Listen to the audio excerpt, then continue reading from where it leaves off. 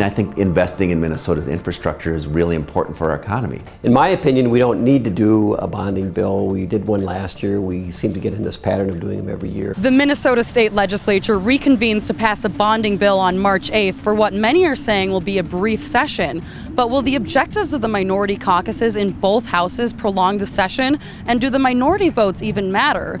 Well, in Minnesota, particularly during a bonding year, the voices and the votes of the minority especially count. There's more power in the minority because a bonding bill is always a significant part of the discussion, and that requires a supermajority to pass. Which means that they will need some Republican votes. Well, that gives the Republicans and the minority in the Senate at least some opportunity to have some influence on what that bonding bill may look like. Both of the leaders said they would like to see tax reform in the upcoming session, but they did disagree on several objectives, including higher education spending. Making sure that our college campuses, the buildings on those campuses, the labs on those campuses where we're teaching kids kind of the careers of the future, those are all state-owned institutions and they need upkeep and they need new investment. I think higher education is an area that we need reform.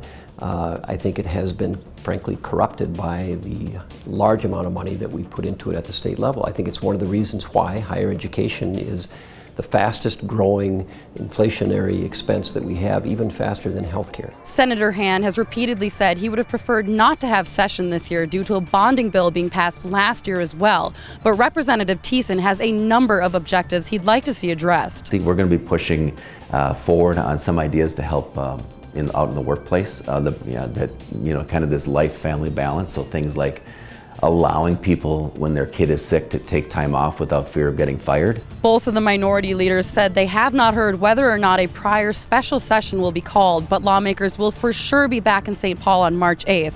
But for how long? Well, that depends on a number of factors, including whether or not the majority and the minority can find common ground. Subscribe to Alpha News to see our coverage of the upcoming 2016 session and to receive our Alpha newsletter highlighting the top stories of the week.